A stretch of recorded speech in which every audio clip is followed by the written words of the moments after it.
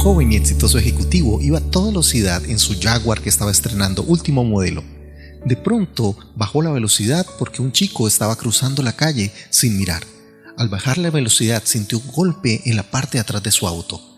Frenó totalmente, dio vuelta en 180 grados y regresó. Y vio que una piedra había arruinado la puerta trasera de su auto. En eso volteó a mirar y vio al niño que había tirado la piedra. Se fue hacia él de una manera enojada y le dijo: niño, ¿por qué hiciste eso? Y lo trajo de los brazos para mostrarle el daño que le había hecho a su auto. Esto vale mucho dinero, ¿por qué hace eso? Y en medio de eso el niño, un poco asustado y temeroso, le dijo: Señor, perdóname, no sabía qué hacer.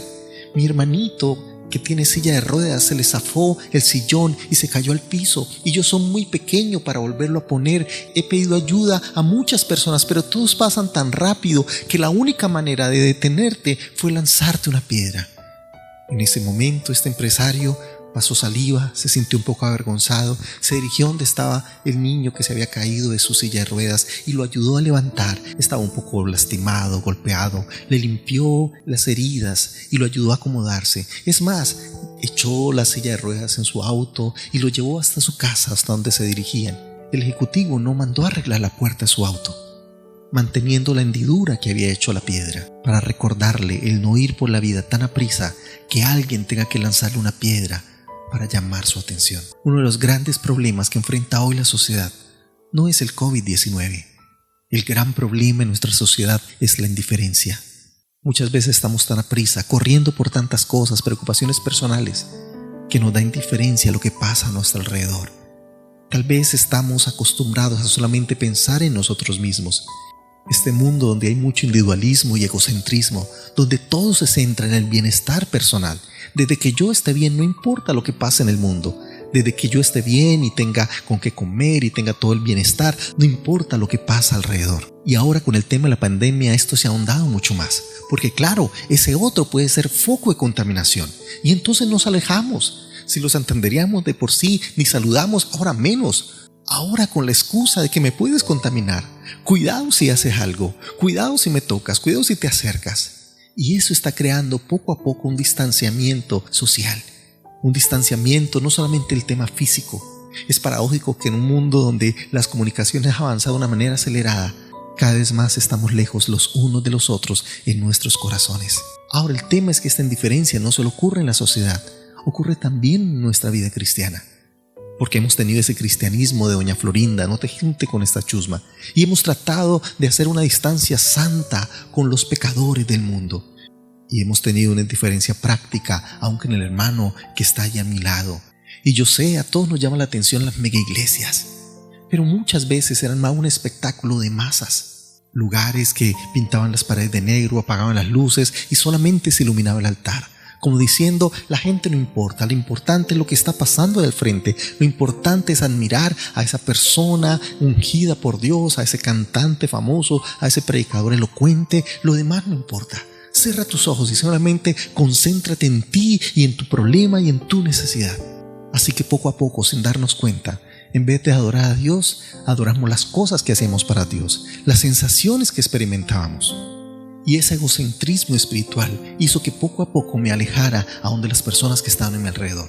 No me importa conocerla, no me importa tener relación con ellas, no me importa saber qué les pasa, si tienen alguna necesidad. No, lo importante es que yo disfrute la presencia, que yo disfrute el espectáculo, que yo disfrute la, entre comillas, unción que estamos viviendo. Ahora, y todos tenemos excusas. La excusa de no tengo tiempo y tal vez como en el caso de la parábola del buen samaritano, sencillamente pasamos de largo. Recuerden, hace 8 días vimos la historia de un maestro de ley, un doctor de ley que se acerca a Jesús para preguntarle: ¿quién es mi prójimo? Y a esa pregunta el Señor responde con una parábola maravillosa. Y yo quiero que la miremos, está ahí en Lucas capítulo 10 del verso 30 en adelante. Dice: respondiendo Jesús dijo: un hombre descendía de Jerusalén a Jericó y cayó en manos de ladrones, los cuales le despojaron e hiriéndole se fueron dejándole medio muerto. Aconteció que descendió un sacerdote por aquel camino y viéndole pasó de largo. Ahora miremos cómo comienza esta parábola que el Señor le cuenta al maestro de la ley. Lo primero que nos dice es que es la historia de una tragedia.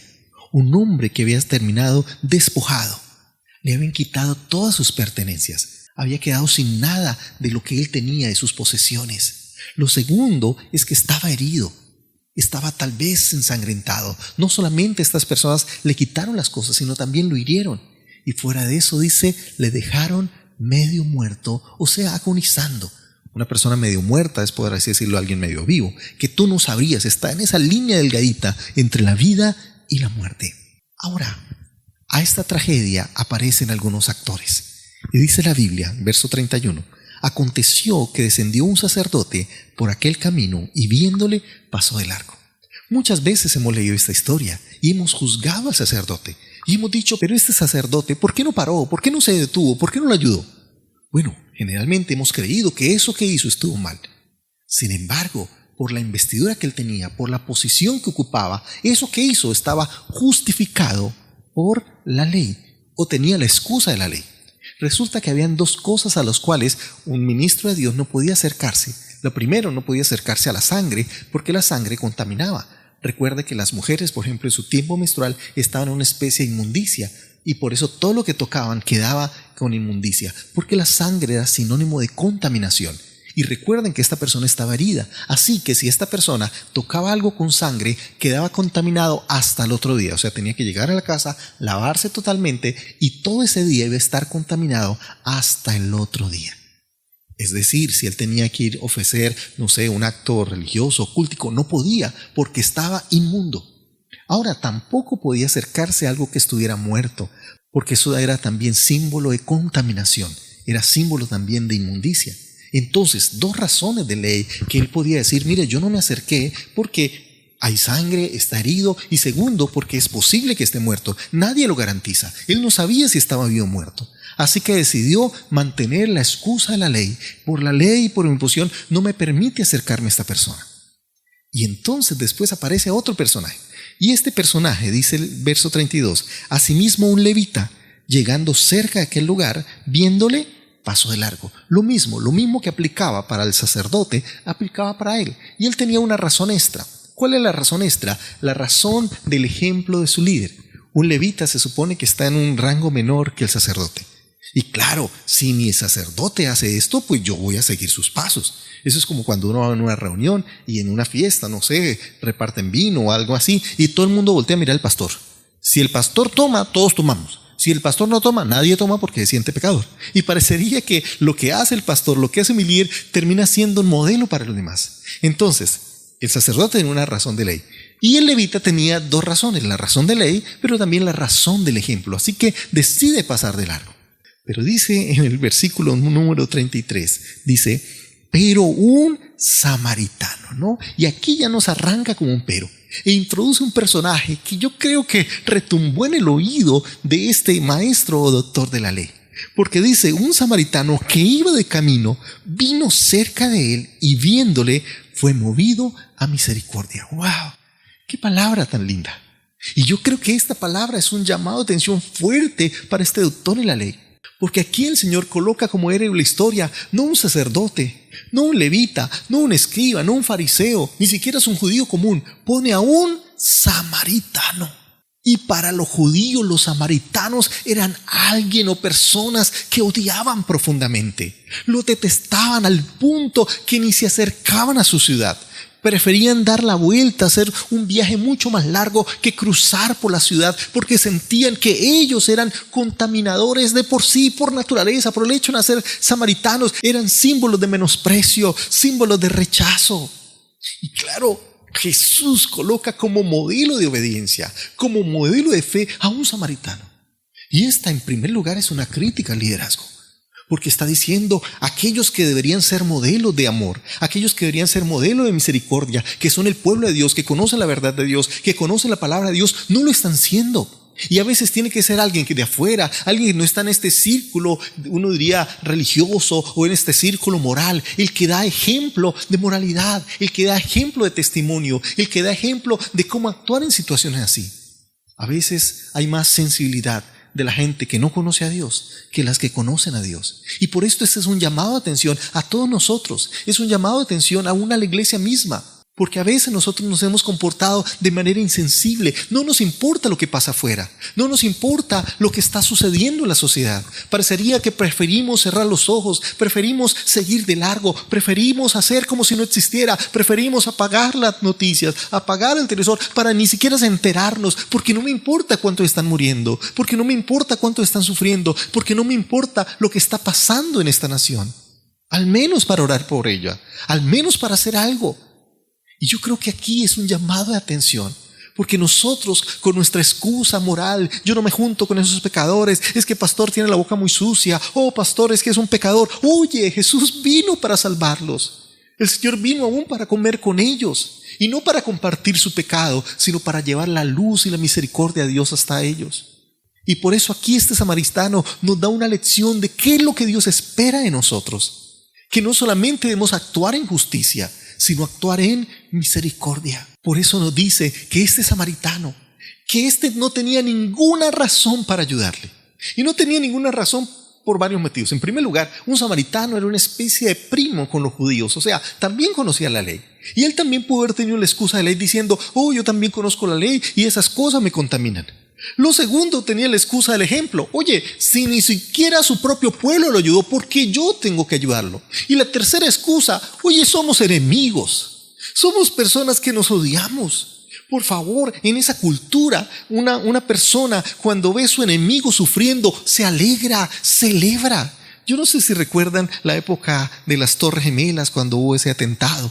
Usted viera a la gente del Medio Oriente que odia a los judíos celebrando como un acto de victoria y haciendo cánticos, arengas, porque eso es parte de la cultura. La cultura del Medio Oriente, cuando tú ves a un enemigo que está sufriendo, que está pasando calamidad, lo celebras, es más, lo ayuda para que siga sufriendo.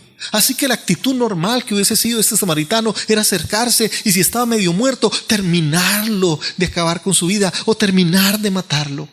Sin embargo, dice la Biblia que este samaritano fue movido a misericordia. Sabes, a veces hemos entendido mal la misericordia, porque hemos creído que misericordia es sentir lástima por el que sufre. Qué pesar. Ay, cómo sufre, ¿no? Y generalmente, si es alguien que es mi enemigo, usted dirá, no es que me alegre, pero me da un fresquito. Porque estamos acostumbrados a que si alguien está sufriendo y le está yendo mal en la vida, chupe para que aprenda, eso mínimo se lo merecía. Qué bueno, no, yo sí decía que ese iba a terminar así, porque es que tan malo que ha hecho, porque alguna vez, no sé, me hizo daño a mí. Y entonces disfrutamos con el sufrimiento de nuestros enemigos. Disfrutamos con el sufrimiento de aquellos que nosotros odiamos. Pero este samaritano no pensó en eso, actuó en misericordia. Ahora, ¿qué es misericordia? Misericordia es ponerme en los zapatos del otro, ponerme en el lugar del otro. ¿Qué fue lo que exactamente hizo este samaritano? Porque este samaritano tomó a esta persona, que era su enemigo, que era socialmente alguien que no tenía por qué odiarlo, y lo puso en su lugar, lo puso en su cabalgadura, lo llevó y lo trató como si fuera él. Tanto así que lo cuidó, que pagó ahí en el hotel para que lo cuidaran. Y no solamente eso, quedó en regresar para pagar todo lo que se había o toda la cuenta. Y aquí es donde vemos lo que significa misericordia. Misericordia no es sentir pesar o lástima. Misericordia es ponerme en el lugar de ellos. ¿Sabes por qué? Esa es la misma misericordia que hemos recibido de Dios. Dios se puso en nuestro lugar. Dios se puso en la cruz por nosotros. Éramos nosotros los que teníamos que estar allá. Sin embargo, el Señor, por misericordia, ocupó nuestro lugar para darnos vida y bien en abundancia. Y esa misericordia, como dice el apóstol Pablo en la carta a los Filipenses, capítulo 2, dice, sientan esa misma misericordia que hizo el Señor por nosotros, esa que hemos recibido, sintámosla ahora nosotros por los demás, por los que nos rodean. Y el Señor nos invita a que tengamos en cuenta al que sufre, que pensemos que podamos ser nosotros, que antes de juzgarlo, antes de decirlo, pero mínimo era un mal trabajador y por eso lo echaron, antes de pensar que qué bueno que no fui yo, antes de pensar en eso, más bien pensemos, ¿y qué si hubiésemos sido nosotros? ¿Y qué si es mi familia la que no tiene que comer? ¿Y qué si es mi familia la que no tiene trabajo? Por eso el Señor nos invita a que actuemos en misericordia. Ahora, el verso 34 dice que este hombre no solamente fue movido misericordia, sino que, y acercándose, vendó sus heridas, echándoles aceite y vino. Oye, esto me llamó la atención. ¿Por qué le echó aceite y vino? En primer lugar, uno diría, pues le echó aceite en vino porque era lo que tenía. Si tuviera otra cosa, pues le hubiese echado otra cosa. Pero ¿por qué específicamente aceite y vino? Y algunos pensarían en las propiedades del vino para la asepsia y el aceite, pues no sé para qué, o curativo. Pero me puse a revisar cuándo es que alguien carga con aceite y vino, no sé, en su viaje cotidiano. Generalmente cuando uno va a viajar, pues lleva su cepillito, su crema dental, su seda dental, el enjuague, el jaboncito, champucito, es lo que uno llevaría de viaje. Pero este hombre está llevando aceite y vino y la pregunta es, ¿por qué tenía aceite y vino? Así que estuve investigando en la Biblia cuántas veces van juntas aceite y vino y descubrí algo muy interesante, que el aceite y el vino eran dos elementos que sí o sí deberían estar en el altar cuando uno ofrecía sacrificios. El Señor dijo, nunca faltará de mi altar el aceite y el vino.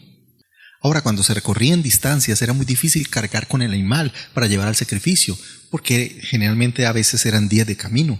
Y entonces, claro, las personas era complicada llevar el animal hasta allá y que llegara bien, perfecto. Así que por eso era que vendían allá los animales a la entrada, para que usted podía ofrecer un animal sin defecto. Pero lo que sí se podía cargar era el aceite y vino.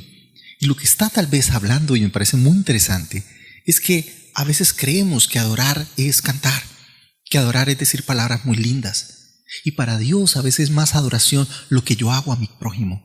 El Señor alguna vez le dijo a sus discípulos, tuve hambre y no me diste de comer, tuve sed y no me diste de beber, estuve desnudo y no me cubriste. Y los discípulos preguntaron, Señor, ¿cuándo tuviste hambre? ¿Cuándo estuviste sediento? ¿Cuándo estuviste desnudo? Y el Señor les dijo, lo que hiciste a estos pequeños, a mí lo hiciste. Así que el llamado de Dios es que pasemos de una adoración de palabras, que pasemos de una adoración de canciones a hacer una adoración práctica, a llevar una adoración no solamente de buenas y lindas palabras y cánticos que hacemos para Dios, sino una adoración que se traduce en ofrenda aún a mi prójimo, en ayuda. Dice la Biblia que el que ama al prójimo está amando a Dios, está demostrando su amor a Dios. Así que eso también es adoración para el Señor. Y el Señor nos invita a que pasemos de la indiferencia, a que quitemos esa venda del egocentrismo, donde solo importa yo, mi necesidad. ¿Cuántas veces no oramos al Señor, Señor, dame, yo quiero más, oh Señor, yo te pido? Por cambiar por adoración, decir, Señor, permíteme ser bendición, permíteme adorar, dando también a las personas que necesitan. Y por eso el Señor no solamente resalta eso en este samaritano, sino que dice que le echa aceite y vino y lo pone en su cabalgadura. Lo llevó al mesón y dice, y cuidó de él. Verso 35 dice, otro día al partir. Ni siquiera dice al otro día, dice otro día. Yo no sé cuánto tiempo pasó cuidándole, pero dice otro día al partir. Sacó 2 denarios. 2 denarios es el trabajo de 2 días. Recuerde, se pagaba 1 denario por jornal. Dice, sacó 2 denarios y dio al mesonero y le dijo, cuídemele y todo lo que gasté más yo te lo pagaré cuando regrese. O sea, no solamente es alguien que está dispuesto a ayudar, porque uno diría, listo, ya le curó la herida y ya no hay más. Entonces ese samaritano hace 3 cosas por esta persona. Lo primero es que descarga lo que tiene, comparte de lo que tiene. En segundo lugar, lo carga, o sea, se involucra con la necesidad. Y tercer lugar, lo encarga para entender que era un cuidado a su responsabilidad. Asume la responsabilidad de esta persona. ¡Wow! Hace falta personas que amen al prójimo de esa manera. Hace falta que nosotros como cristianos seamos mucho más sensibles a la necesidad. Que no solamente digamos, bueno, a él yo le digo que busque a Dios, pero si él quiere. No, qué bueno que seamos como este buen samaritano. Que no solamente ve la necesidad y se acerca a verla, sino fuera de eso da lo que tiene. Fuera de eso él mismo se involucra. Fuera de eso dice, me quedo contigo hasta que estés totalmente recuperado. Hasta que puedas sentir que tú ya estás bien. Wow, hace falta gente así en nuestra sociedad. Gente que diga cuando ve un hogar que está en crisis, oye, yo me quedo contigo ayudándole, apoyándole. Cuando ve una persona que está desanimada espiritualmente o no sé, socialmente, que uno puede decirle, mire, yo estoy contigo, estoy orando por ti y no dejaré de orar por ti hasta verte ya firme, hasta verte fortalecido. Te compartiré la palabra siempre, te reenviaré los mensajes del pastor, haré lo que sea, pero voy a estar ahí dándote palabra porque quiero encargarme de ti, hacer de tu necesidad mi necesidad, entender que no solamente es problema tuyo. Que no diga como el Caín dijo al Señor, ¿acaso soy guarda de mi hermano? Y tal vez la respuesta es sí, somos guardas de nuestro hermano. Y tal vez la respuesta obvia era sí, Dios espera que nos encarguemos unos de otros.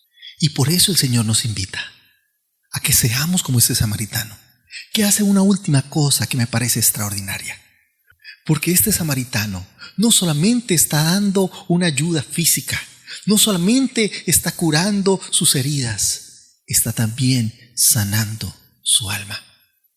Mire, aquí hay un detalle interesante. Yo les dije que los judíos y los samaritanos se odiaban. No se podían ni ver. Eran los peores enemigos. Porque claro, si a uno lo ofende un extraño, no te duele. Pero si te ofende a alguien que fue tu familia, oye, eso duele. Y hay heridas y rencillas que se viven por años. Y este era un asunto histórico. Por años se habían odiado. Pero visto que hace el samaritano, no solamente está recuperando la parte física de este judío que había sido despojado y lastimado, que estaba viviendo en tragedia, sino le está cambiando y sanando su alma. Porque este judío ahora, ¿cómo vería a los samaritanos? Yo te pregunto, después de lo que hizo este samaritano, ¿los volvería a odiar? ¿Les volvería a decir, esa parranda de traidores, esa parranda de contaminados? ¿Qué le diría ahora? No, yo a este samaritano le debo la vida. Si tal vez yo he hablado mal de los samaritanos, a partir de ahora voy a ser diferente. Así que no solamente sanó su cuerpo, está sanando también algo importante, sanó su alma, porque está trayendo una restauración que por años se mantuvo de odio, de rabia, de envidias. Mire, generalmente en la vida uno tiene diferencias con tus hermanos, especialmente cuando son cercanos a tu edad. Y cuando éramos niños con mi hermana Noemí, claro, discutíamos mucho, peleábamos por muchas cosas. Pero recuerdo que al llegar a los 11 años más o menos, o 12, empecé a pensar, oye, mi hermana es mi hermana, ¿por qué no cambio mi trato hacia ella? Y recuerdo que empecé a llevarle detallitos, llevarle algún peluchito, llevarle alguna rosita, compartirle el descanso que me daban en el colegio. Y recuerdo que de ahí en adelante nació no solamente una hermandad, porque obvio éramos hermanos de sangre, sino hermanos también del alma. Y yo creo que fue mi amiga, mi confidente, y fue alguien tan hermoso. Yo creo que tuvimos una amistad tan linda, tan incondicional. Alguien que me defendía y que yo también defendía. Pero todo partió de eso, de sembrar. Y eso que hasta los 11 años había sido de pelea, discusiones, como todos hermanos pelean y discuten, pasó a una relación de amor y de cariño que se ha mantenido hasta el día de hoy. Después llegó nuestra otra hermana, Lady, que también queremos y amamos mucho. Pero gracias a Dios porque cambió ese corazón.